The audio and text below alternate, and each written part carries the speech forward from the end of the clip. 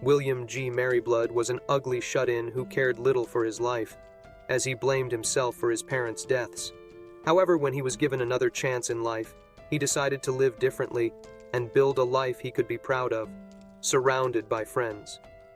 Will was given a lesson by Gus, an eccentric ghost who was a crucial figure in Will's education about the world. He was enlightened about how the world came to be as a very long time ago. It was made up of mana which was too great to hold the shape and swirled into chaos, which created the first god who created the earth on a whim through its words. This was the foundation of magic, as the words used to create the world was referred to as word of creation, and held immense power which was capable of defining and altering reality. This lesson on the power of language and magic was interrupted by Will's curiosity about the practical aspects of magic, which annoyed Gus as he was receiving his lesson for free. Gus's teachings were vital for Will's development, emphasizing the precision and danger inherent in magic. Gus demonstrated this as he was able to manifest fire from writing the word Ignis's, and extinguished it as he said Erassus's. Holy Jesus! What is that? Will, with his dumb face, was excited about magic and could not wait to use it. Dumb Face went into a room filled with statues of gods that seemed similar to that of Greek mythology. Volt, the god of justice and lightning. Mater, the Earth Mother. Blaze, the god of fire and technology. Whirl, the god of wind and commerce. Rhea Silvia, the goddess of water and greenery. And in Light, the god of knowledge, were some of the gods that were there. Mary, a nurturing figure who worshipped the Earth Mother Mater, imparted lessons on child-rearing and the bounties of the earth. Her prayers to Mater were a daily ritual, reflecting her deep faith and connection to the goddess. This spiritual grounding provided Will with a sense of stability and purpose. Blood, a boisterous skeleton, brought home a boar which was prepared for Will, who was basically a freeloader as he enjoyed the meal he was given. Blood explained that when he grew older, he would teach him how to hunt and how to get used to taking lives. The bickering between Blood and Gus always made the house a bit more lively for Will. Then he wondered how Mary baked her bread, as they had no bakery around but told him it was a secret, hoping he was not eating shit. And there were many more secrets which he never asked, like why they were undead, why he was the only human he had seen, why they lived there. He did not pry further, because he had his own secret he did not tell them too, which was that he was a human in his previous life and had memory of it. Will recalled the initial terror of waking up among the undead, fearing for his life, only to realize that his guardians meant him no harm. Over time, he came to understand their unique roles in his upbringing and the lessons they impart. After a few days of being taken care of, he was able to understand them, though he was having difficulty speaking to them. Will was taken outside the temple for the first time, and this experience was transformative, as he encountered the beauty of the natural world and realized the grace of his new life, and made a resolve to embrace life. Despite the uncertainties and challenges, which marked a significant turning point in his journey, Will grew older, and he was now at the age where he could learn about hunting as he was trained by Blood, who made him aware just how important muscles were in hunting, sounding like a masochist. Later that day, he was trained by Gus where he used advanced magic, but almost got himself burnt. As a result, he was limited to using only low-level magic for his safety, and advised him to try and get by without using magic, but with money. Gus's love for money began to show. Perfect! As he was a strong believer of money, and worshipped it like he was one of Mr. Crab's relatives. Mary also taught him about myths of the gods who lurked in hell, and revealed that they were once human, and clung to powerful emotions when they died, and as a result, they made a contract with the god of the undead, stagnate, betraying their virtuous god. He made up his mind to become stronger for her. Will was taught how to kill as he practiced on a bird. Though hesitant, he was able to do it, while telling Blood he did not like killing, and Blood told him that was the same way he felt, but he did it because it was necessary for Will's survival. Realizing how dumb he was for saying what he did, and he respected him more, seeing him like a father. Will had a face-off with Skeleton Son using real weapons. He was scared as he felt he could not defeat him using a training weapon. How could he with a real one? So Skeleton Son handicapped himself by allowing him to also use magic against him. He was faring well at first, but was later defeated by him. Blood was disappointed as he expected him to use different crazy magic but didn't. He then blamed Gus as he did not allow him to learn any. The three undead were popular. Gus was the wandering sage, Blood was the war ogre, and Mary was the daughter of Mater. Gus then revealed that Blood was the one who brought Will over and was against it at first, but decided to teach him. Blood was angry with what he said as it was unnecessary, so he apologized to Will, which made him shocked as he had a strong sense of pride. He later thanked Blood for caring for him, who misinterpreted it as Will trying to land a hit from behind. He learned a lot from his guardians, but he took the teachings of Mary to heart as she was the only female there who he could simp to. As she went to the temple to pray, his curiosity made him follow her to find out how she baked the bread he ate for dinner, but as he got there, he saw her set ablaze. He ran towards her to try and save her as he was scared of losing her like he lost someone in his previous life. His hands got burnt but were going to heal, and although Blood was mad with him, he was also proud for trying to save Mary. Gus then told him how she got the bread from Earth Mother Mater as a blessing, but got burnt because she betrayed her for her enemy, the god of death, Stagnate. He was sad, as he thought she did it for him, but she made him aware that it has been her routine since she was alive. He told her to take him with her, as he wanted to strengthen his bond with her, and to understand how she saw with those blindfolds. On a blissful morning, Will started his day with a lesson from Gus, where he told him about the concept of good and evil, narrating a tale about a fight between Volt, the lightning god of order and judgment, and his elder brother, the god of war, Kratos. Illtreat. In their battle, Illtreat had the upper hand, but due to the support of Illtreat's wife, the Earth Mother Mater, he was able to turn the tide of the battle and banished Illtreat to the depths of the earth, where he remained, nursing his thirst for vengeance and waiting for an opportunity to rise again. Gus made the faggot aware that the concept of good and evil depended on its believers, as from his story, the god of war could be perceived as a good god and Volt could be bad in certain situations. He told Will not to tell Mary what he said about the gods, as she was a devoted worshipper of Earth Mother Mater. As time passed, he went through a grueling 5-day silent prayer ritual, which was both a test and a rite of passage, designed to measure his dedication, resilience, and spiritual fortitude. Despite the intense physical and mental challenges, Fartface emerged from this experience with a heightened sense of purpose and resolve, as that was the only way his virgin ass could spend more time alone with Mary. Gus became more aggressive with his lesson, giving Will a mountain of books to read, which made him think Gus was trying to throw him off. But he persevered. Let's go! As he felt he could use it as a source of entertainment, as there were no manga or light novels in that world. Even with how aggressive Gus's training was, it was nothing compared to that of Blood's, as he brought an undead for him to battle with.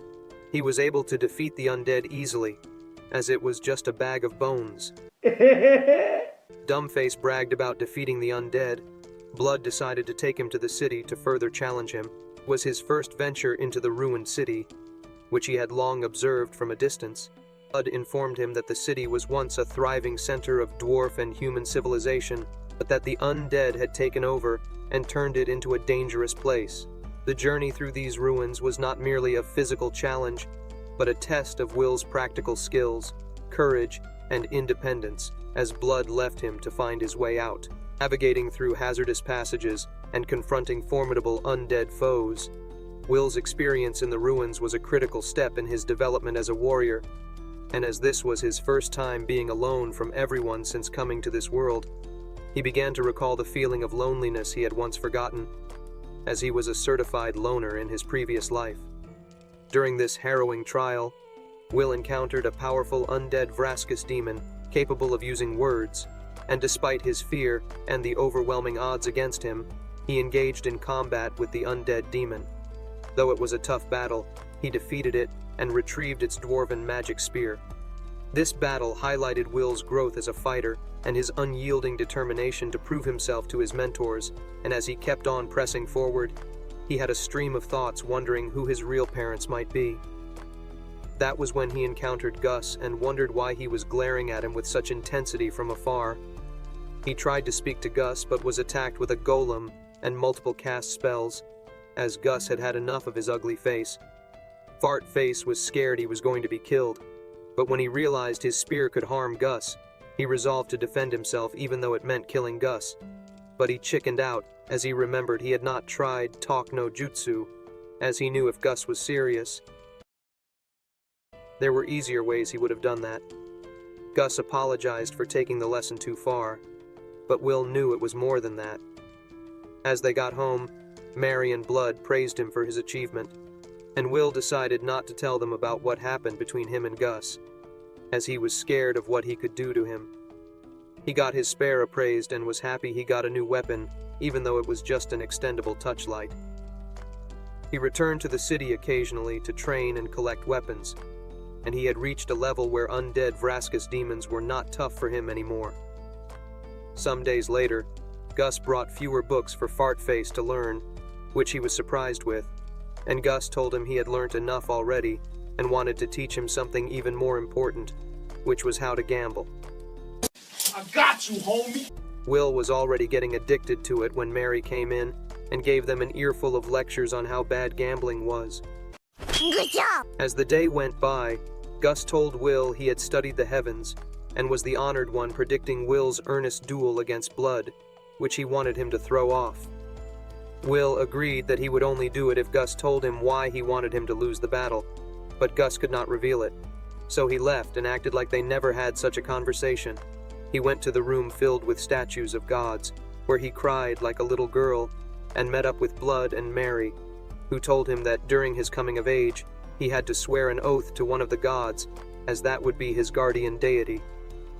They made him aware of how important the oath was, as those who receive divine protection easily go through a lot of hardship, which could make them heroes, or they died trying.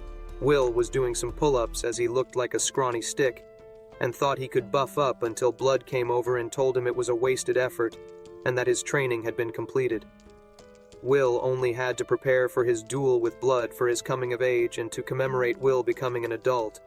Blood brought a concussion he had cooked up, which was alcohol, and he wanted to share it with Will, who was reluctant at first, as he wanted the permission of Mary, like a true mama's boy, but accepted the offer. Will got drunk, and Blood suggested they peek at Mary as she changed to find out what she hid under that dress.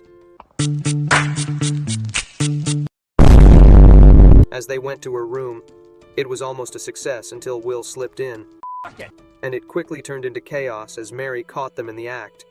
Blazing with anger, she charged up and gave Will a Super Saiyan slap that took his lights out. He woke up the next morning and found out he had ejaculated on the bed, which was a result of seeing Mary change, and felt ashamed when Blood caught him washing his underwear. He went out to train when he remembered Gus telling him to throw off the duel, but ignored it as he promised Mary he would win. Before they started the duel, the ground rules were made clear, as magic was not allowed, and other than that, they could fight without holding back, as Mary could heal him with her blessings. The duel began, and it was off to a great start as Fartface stood up against Blood's attack, which was like a storm. Will came up with a cheap trick to reduce their distance but failed, as it was a dumb attempt. So he came up with another plan to win against Blood, and was about to succeed until Blood used his bones to hold Will's sword as he lost the duel like a true fraud. Mary was angry at Blood for using the tactic where he used his ribs to hold on to his opponent's sword, which he had been doing since he was a human. They bickered like a married couple, and Will felt sad as he had no place in Mary's heart.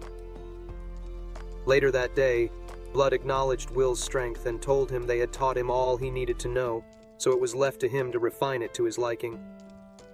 Will thanked Blood and Mary, calling them Mom and Dad, which was cringe. Blood presented a weapon to Will as a gift for his independence, which was his most formidable demon blade, Overeater. and was ranked as one of the highest demon blades and could cut down one of the god's echoes. The weapon was a hax, as it gave its wielder the life force of whatever living thing it cut, and he was warned to be careful not to use the sword always, as it was a double-edged sword. Blood and Mary agreed to tell Will about their world, and how he got to live in the temple, as he had already become an adult. It was a story about the Demon King, the High King, as he attacked their continent, Southmark, with an army of demons. All the continents were crawling with demon kings, and all other high-level demons as they made a ritual to the god of dimension, making way for the minions of the god of war, ill-treat, and the god of the undead, stagnate, to be active all over the world, which made the virtuous god expend a great deal of its strength in a series of battles that changed the geography of the world.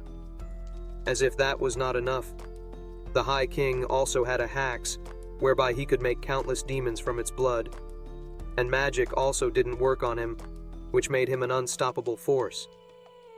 The weapon the High King used was the Overeater they had handed over to Will, as he was unstoppable, and he took over the ruined city, which was a hub for lake transportation.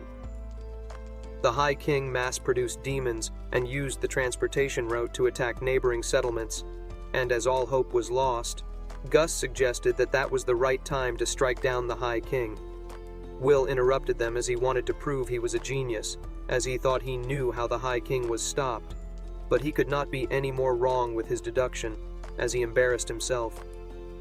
Blood and Mary told him they were unable to kill the High King, as they did not predict that the High King could take on the form of a grotesque warrior, and Blood could not land a single hit on him. When he was finally able to hurt the High King went to an even higher level, making them fall into despair. As a last resort, Gus and Mary decided to seal the High King, and the Echo of Stagnate came by to strike a deal with them.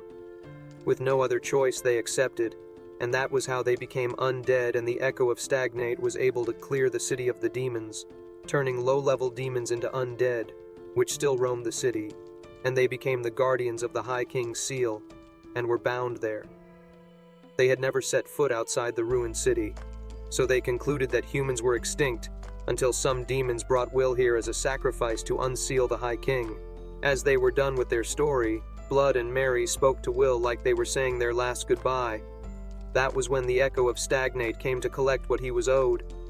Blood and Mary had already accepted their fate, as Will appeared like he wanted to take a shit, overwhelmed by the Echo's aura, and as the Echo was about to collect their souls, Gus arrived to rescue them, leaving Blood and Mary in the careless hands of Fartface.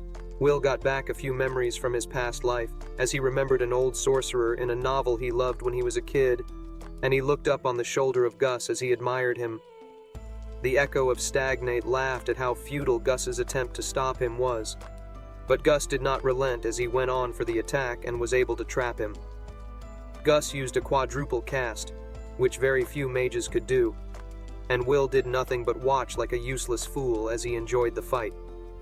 Gus took out Stagnate and inquired if everyone was okay, acting like a protagonist who just saved them, but his victory was brief as Stagnate was back. He commended the strength of Gus, as he would have been victorious against him, if not for having created a double. Stagnate did not want to kill him, as it would be a waste, so he freed him and waited till he lost attachment to the High King.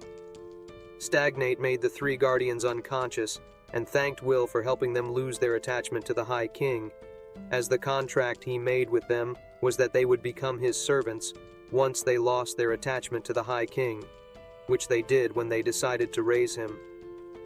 Realizing how much of a burden he was, he began to fall into despair, as he felt he was the cause of his parents' deaths in his past life, and was about to repeat the same thing. Stagnate then wanted to recruit him, as he had taken a liking to him, and offered him a life where he would live forever with the three of them, giving him until the next day to decide. As the night went by, Will was able to bring his three guardians back to the temple, when he remembered how he was a burden to his parents, and could not do anything for them before they died. He realized why Gus told him to throw off the duel, as it would make Blood and Mary remain attached to the High King. As what happened in his previous life was repeating itself in his new life, He realized how worthless he was, and began to cry until he fell asleep. The next morning, Will woke up and saw that they were finally conscious, and he apologized for everything and told them how he had the memories of his past life, which he had thought was an opportunity to live a better life, but he had just been a burden to them. As Will was sulking, Mary used that chance and slapped his miserable face and told him to stand tall and act like a man, as she had grown tired of his bitching. He got his confidence back and begged them to give him a chance to protect them. Later that night, he met up with Stagnate and refused his offer, taunting him for a fight. And even though Stagnate knew what he was plotting, Stagnate went on with it, as he wanted to see him fall into despair. So he made Will face a horde of undead, which were Blood's fallen comrades, but his useless ass did great against them. That was when Stagnate revealed that he planned to create an ideal world that would be rid of the tragedy of death, and everyone would live forever, and asked him one more time to join him. Will sensed a hint of truth from Stagnate, and acted like he wanted to accept his offer, but he attacked him with the Overeater as Stagnate had let down his guard. He was about to land the final blow when Stagnate attacked him with a snake, which put him in a deep slumber. As Will opened his eyes, he found himself in a familiar place, and he immediately recognized it as the place he had come to after dying in his previous life when he saw the Goddess of Light. The goddess demanded to know why he had rejected Stagnate's offer, and he explained that accepting Stagnate's offer and living forever would condemn him to the same life of isolation and apathy he had experienced before. Having decided to embrace life to its fullest, he made it clear he would rather live right and risk dying than live a life devoid of meaning. Impressed by his unwavering resolve, Gracefield offered him her blessings. When Fartface finally awoke, he vowed to the Goddess of Light, Gracefield. Learning of this, Stagnate decided to kill Will with his army of undead. However, they were no match for the divine protection of Gracefield, which granted peace and guidance to the undead. Despite Stagnate's attack and hasty retreat, Will remained cautious, fully aware of Stagnate's lethal intentions. Fartface soon realized that it was all a ruse and that Stagnate was already en route to the temple, prepared to claim the souls of his 3 guardians. Will knew he had to act quickly to protect the temple and prevent Stagnate from achieving his sinister goal. With Gracefield's blessings, he gathered his strength and prepared for the impending battle against the dark forces that threatened their sacred sanctuary. Will realized that Stagnate made a bluff and pretended to be consumed by rage as he was after Blood and Mary, so he rushed towards the temple, using Accelerate to speed up. He was frightened that it might be too late, and wondered what a dumbass he was, as he did not realize sooner that Stagnate would see him as a threat, since he could grant peace to the undead and guide them. As he arrived at the temple, he noticed that Stagnate was about to take their soul, and Will tried to reach them, but it was too late. But then Earth Mother Mater came to aid Mary as she distracted Stagnate. Fartface thought that Earth Mother Mater had forgiven Mary all along and never resented her, as Mary never sought forgiveness and never expected lenient treatment. Mater could only watch over her and admonish her until she forgave herself. As Will almost spent all the time Mater bought for him thinking about how Earth Mother Mater was a true goddess, he finally utilized the opportunity he was given as he tried to attack Blood and Mary with his divine torch, which would grant them peace and guidance, knowing Stagnate would protect them. In that brief moment, Blood attacked Stagnate, and Gus supported him, which allowed Will to land the final blow that took Stagnate out, commenting on how Stagnate's last words were too cringe, as he sounded like a third-rate villain. They praised Will for his achievement, and wanted to celebrate his adulthood together with some alcohol Gus had been hiding. But as Gus went to bring the drink, Blood and Mary realized that they were not going to make it past that night, as nothing was binding them there anymore, as their contract with Stagnate had already been nullified, and the only reason they had not disappeared was because the goddess of death and rebirth was lenient with them. It was a heartfelt moment, as Blood and Mary were proud of him.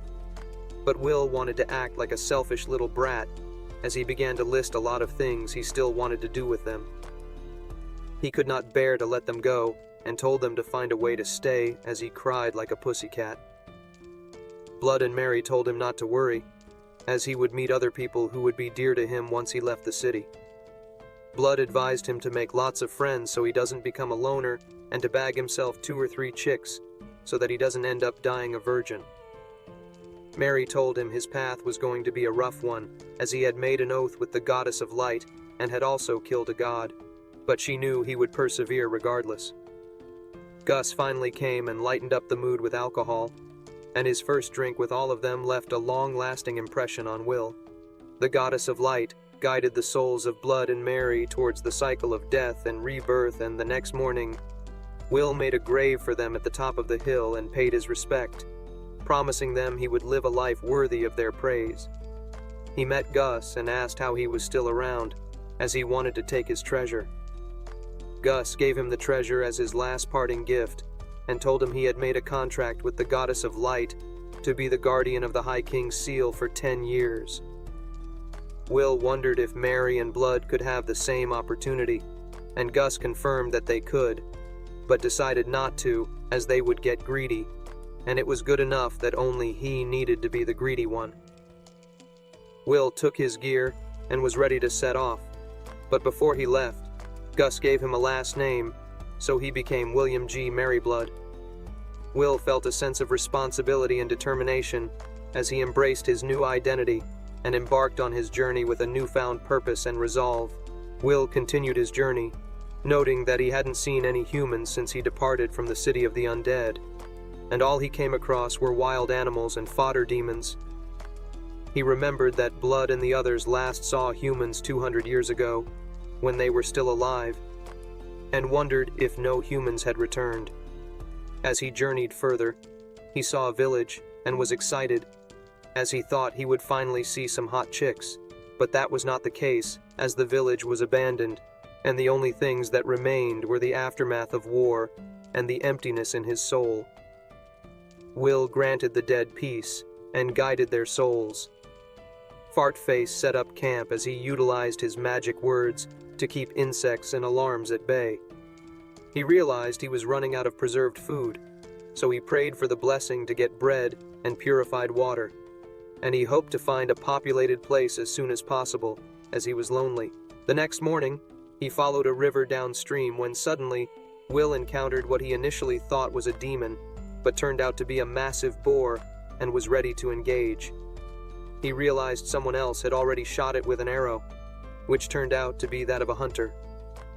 Our lame hero finally met another person as he contemplated dropping his weapon to show he was not a threat, but thought better of it as nothing screamed, "Attack me," when you are defenseless.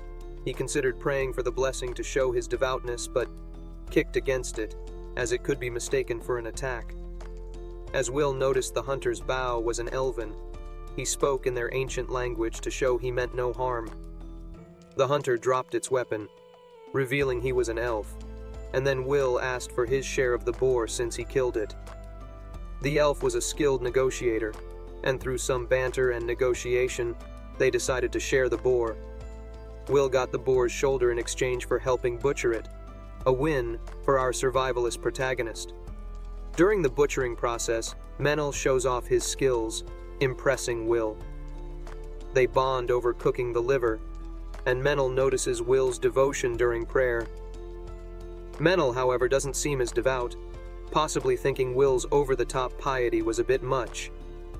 As they feasted on the boar, the elf asked Will about his origins, and Will, of course, could not say he was raised by 3 undead in the ruins, as he knew it would be his one-way ticket to Crazy Town.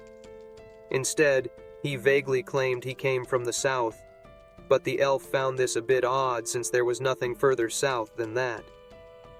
He let it slide, and as the elf was about to leave, Will asked if he could allow his ugly face to come over to his place, and the elf immediately creeped out, letting him know he was straight and was not looking for a man bitch. Will asked for his name, and he told him he was Menel. As he left, he told Will not to follow him. Will was optimistic about reaching town soon, as he went to bed and could not wait for tomorrow. Out of nowhere, Will received a divine revelation that a tragedy was about to befall a nearby village, and Menel would be caught up in it. Will rushed to prevent this disaster, using his magic to track Menel. When he found the village, he saw that it was Menel leading an attack. Will realized he misinterpreted the divine message. Menel wasn't the victim, but was the perpetrator. With a dramatic showdown imminent, Will faced Menel, and despite Menel's warnings to stay away, Will's resolve didn't falter.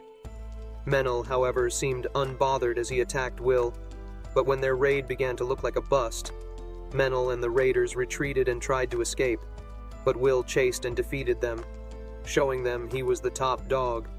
He tied them up, brought them to the villagers, and was thanked for his help.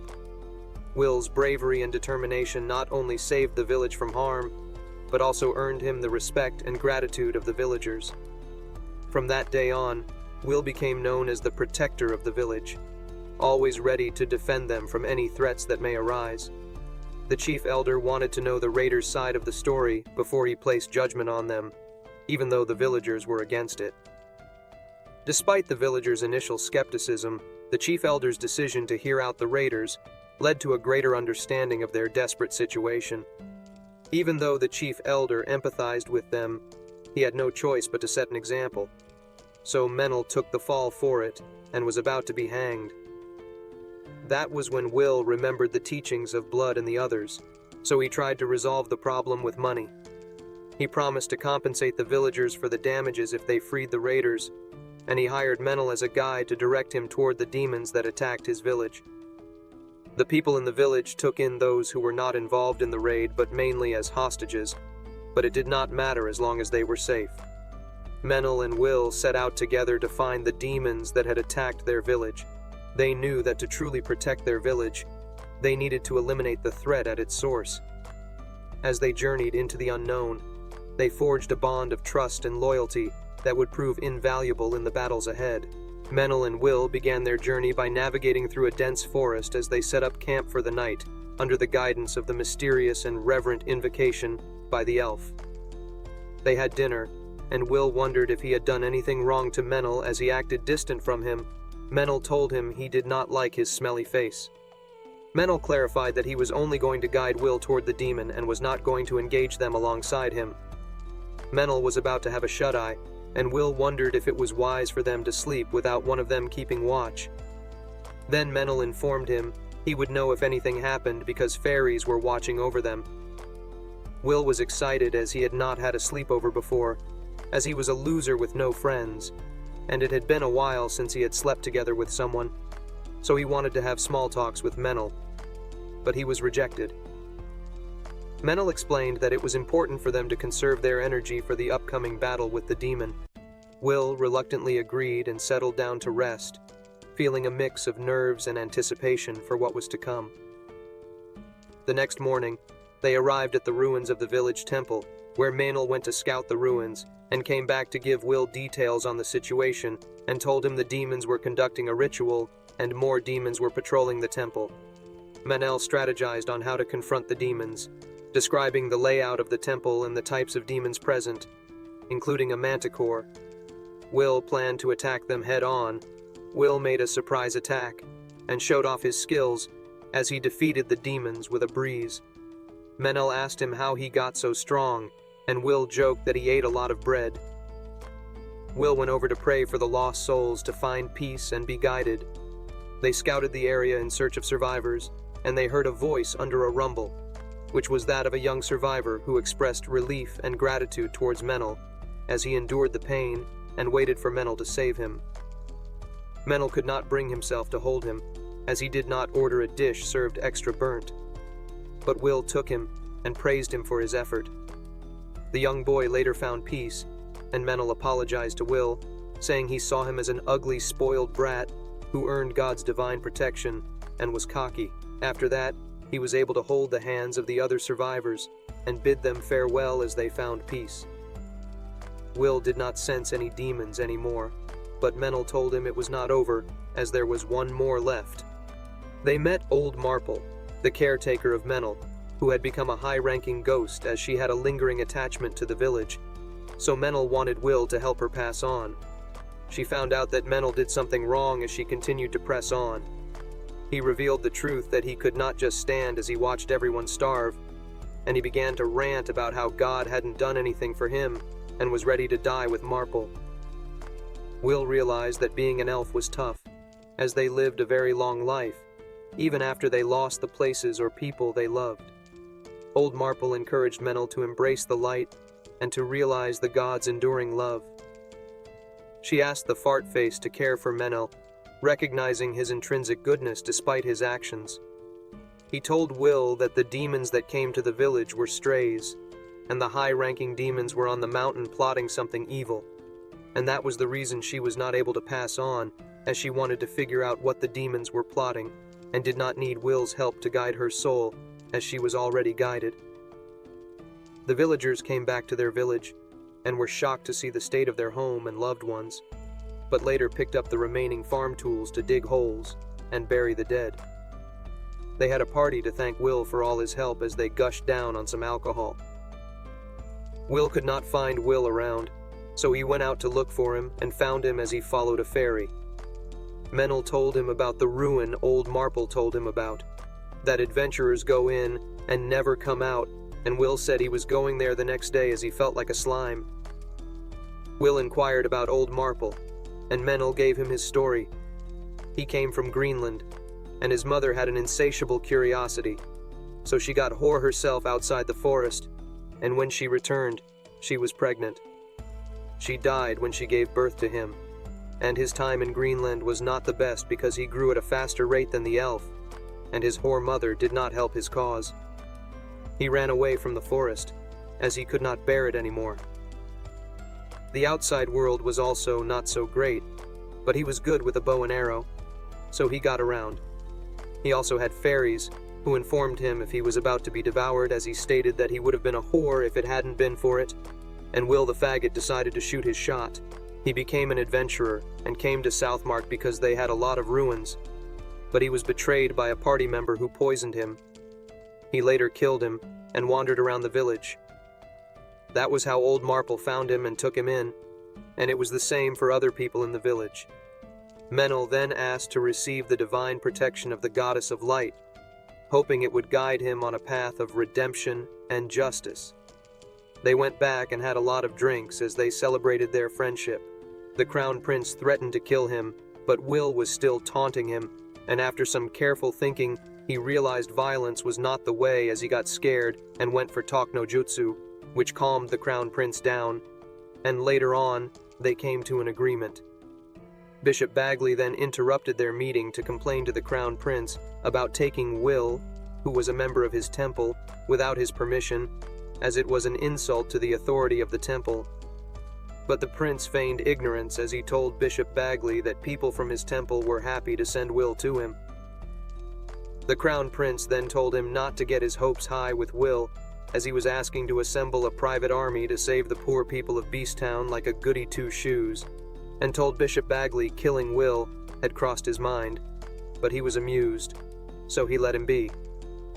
He thought of appointing Will as a knight, and asked the temple to give him its blessing so he could become a paladin, and the temple alongside him would share the responsibility and profit. Bishop Bagley told the crown prince he would think about it. As they were going back to the temple, the bishop and Menel were fighting while Will tried to riz the daughter of the bishop. Will thanked the bishop for intervening, as he helped him escape from the dire situation he was in, but the bishop did not care about that and told him he was considering the crown prince's offer and should be in the chapel after the evening prayers. Will had no clue what he meant, which made the bishop furious. Will explained the prayers he observed, and the bishop told him those were the ones from 200 years ago. So the bishop told his daughter, Anna, to get some books for the revision of the liturgy and to find a teacher for him as he had a lot to cover. In the chapel, Will observed the bishop's prayer, and he couldn't help but feel a sense of reverence and admiration for the man's devotion. The bishop's dedication to his faith was evident in every movement and gesture, inspiring Will to deepen his spiritual practice. When Will questioned the bishop about not making the most of his blessings, the bishop explained why the gods had bestowed them with blessings. emphasizing that their purpose was to act as a channel for the gods' ideals, rather than to use them for every little thing. The bishop had entrusted the vice-bishop with the glorification of the gods through blessings and was able to acknowledge the bishop for his talent. The bishop wanted Will to give up being a paladin since he thought it was only a fool who would do so, but Will refused because he agreed he was a fool. The bishop complimented him, as he had not seen anyone as foolish as Will before, and agreed to send several others to see him. Menel and Will went to recruit an adventurer that would help in their quest to stop the demons posing a threat in Beast Town, and Will wanted someone like Blood. Will was already famous, so the adventurers wanted to know what he was looking for, and he told them he wanted help. They saw the request, and it was not tempting as it required the adventurers to risk their lives and get praised as a result. As they were too loud, Captain Yami Wannabe told them to shut up. After all his long talk, he agreed to join them when he heard they were after the demon boss, as it would be a fun experience as long as his food and place to sleep were covered. It was late in the night, and Will was reading the books the bishop had given him, while B made a song for him that made him feel embarrassed. Tonio began to calculate the cost of cows and horses, as they would come at a hefty price. That was when Will recommended they buy a sick or injured one, as it would be cheaper, and he could heal it. Menel reminded Will about his interview with Raistov, and B could not shut up as she chose to interview him herself because she wanted to make a song about his achievement, even though he refused. She had tried getting information from people who experienced his achievements, but it was all vague, so she wanted to get it from the source, but he refused. She continued to pressure him, but he was no wussy and refused. Despite Will's initial refusal, the woman persisted in her efforts to gather information about his achievements. When she proposed a duel between Will and Raistov as a way to experience it firsthand for her song, Raistov agreed, leading to Will's night ceremony the next morning, and his eventual title as the Faraway Paladin.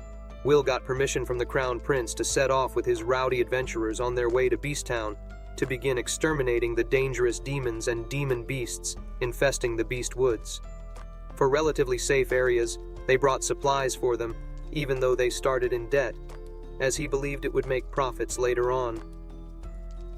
He left Tonio to be in charge of their financial dealings, and he realized that with what he was doing, he had to stay loyal to the Crown Prince and the temple, as he had already sold himself to them. Bishop Bagley assigned his daughter and other high priests, who used their blessings to heal the sick and the injured. It looked like Fartface was given so many privileges, which he could not handle. The Raistov party came, having already destroyed a demon beast, and Will inquired whether he could do the same with a wyvern, which he verified. Will often interfered in the villagers' disagreements and assisted them in reaching a reasonable resolution. He also used B whenever there was any message he wanted to relay to the villagers to calm the mood. After seeing a village that was dark and cloudy beginning to prosper, he realized he had made the right choice and remembered when Gus told him money was important, as it could solve most problems. Later that night, Raistov came over to let Will know that Pip's party went to scout the demon base for 10 days, and it was the 12th day, and they were not back yet, letting him know how skilled they were. So Will told Raistov to prepare himself as they were going there the next morning. Will told the adventurers that there might be an all-out battle, and that they should prepare themselves as they were about to set out. Menel thanked Will for everything, as he felt it was because of him that he was living a respectful life. This was a major red flag. They finally arrived at the location where they found their comrade was already dead, and it seemed they were attacked by a huge demon beast the size of its feet. Raistov realized a head was missing, and then they found out the person tossed his gear as he ran deeper towards the valley, so they went ahead and realized something was not right, but it was too late as they were trapped by a horde of demons. Raistov quickly assessed the situation and knew they had to fight their way out. With weapons drawn, they prepared for a battle against the horde of demons closing in on them. Raistov knew they had to come up with a plan quickly if they wanted to survive. Will and Menel gave the adventurers a power boost as they were ready to engage, But as they had their hands full with the demon beast, a huge chimera came by. Menel was left to handle it, and as a result, he got hurt. As Will saw his boyfriend was about to get killed, he got mad, took his overeater, and faced the demons alone. He went berserk, but Rastov was able to stop him, as he told him Menel was going to die unless he saved him.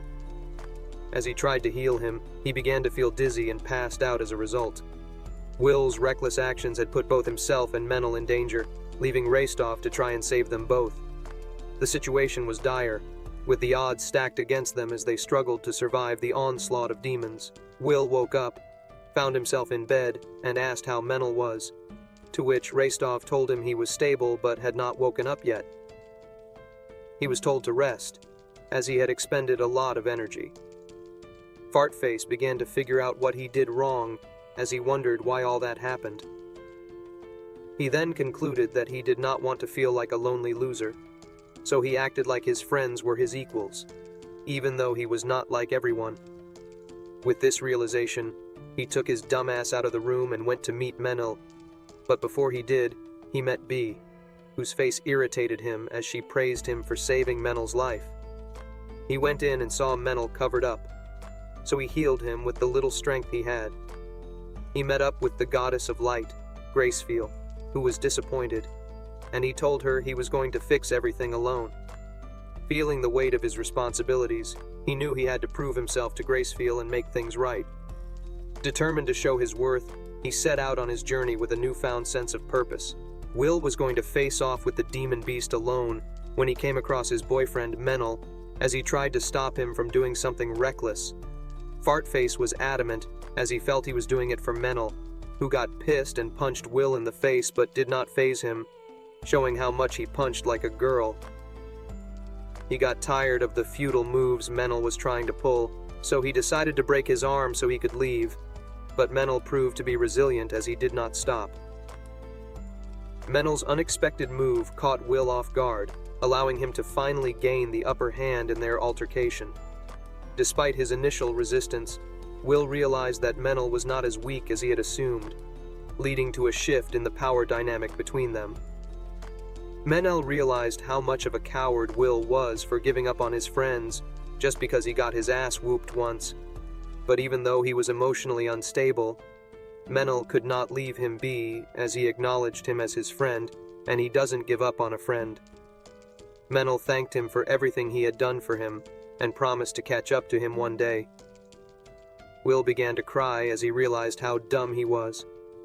They made dumb jokes about each other and laughed as the night went by. Menel and Will came back and had everyone worried.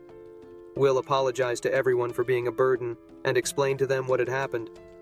Rastov made him aware that it was the illness of the strong, and the stronger one got, the harder it hit you. Will was in his right state of mind, so he planned for a rematch with the Chimera, while Menel kept on making jokes about things he would do to the Chimera that his dumbass could never achieve. Will planned an all-out attack against the demon beast and the Chimera. Everyone was hyped up to go back and finish what they had started with the demon beasts. He decided to up the reward for the heads of the demon beasts, which further increased the morale of the adventurers. Will knew that careful planning and strategy would be key to defeating the Chimera. As the group prepared for battle, they made sure to utilize every resource available to them, ensuring that they were fully prepared for the upcoming fight. With a newfound sense of determination and unity, they set out to face the demon beasts once and for all. And they were ready to engage the demons as they came head-on. The Shield Squad were buffed up with magic as they were on the front lines, while the Spear Squad took out the demons that were halted by the Shield Squad. Fartface realized how dumb he was for thinking he could defeat the demon beasts alone as their road to victory was drawing near. Menel and Will found a monastery as they were the only ones who had gone far ahead. That was when Will found out that the Chimera used an invisibility spell, but was able to nullify it. The Chimera spoke when Will mentioned the High King. He realized that the High King was not in the hands of the people or the demons, and if the demons had the High King, it would ravage the continent, and if the people had the High King, it would strengthen the seal. So demon beasts had to keep the beast woods devastated so as not to allow any humans to try and advance forward. That was why they attacked villages. He vowed to destroy the chimera as it tried a surprise attack but failed. Menel and Will worked together to stop the chimera, as they were a formidable duo. They destroyed each of the heads of the chimera and were finally able to defeat the chimera. Menel and Will's teamwork was crucial in defeating the chimera, showcasing their strength and determination. With the beast finally vanquished, the villagers could breathe a sigh of relief, knowing they were safe from further attacks. Fartface and his boyfriend went into the monastery to face any demon beasts they might come across, but Rastov beat them to it as he defeated the dragon, claiming the reward money. They celebrated their victory, and B made a song for Will, who was embarrassed as he listened to it, and B promised to make one for Menel, even though it would make people who hear it think he was Will's girlfriend. Menel told Will that they had made a shrine for Gracefeel, and Will saw it as the first step to growing her followers. Menel asked him what was next for Will when he defeated all the demons, whether he would want to be a lord, and Will thought it was not possible for him. Then Menel reminded him of all that he had achieved and done, which was basically the role of a lord, and when he realized that, he wondered what situation the goddess of light had put him in, but was later optimistic about it, as he thought about developing the city of the dead, so that people could live there, and there would be a sound of children around the graves of Blood and Mary. As he pondered on this new responsibility, Will felt a sense of purpose and determination to make the city a better place for its inhabitants. With Menel by his side, he knew that together they could bring about positive change and create a thriving community.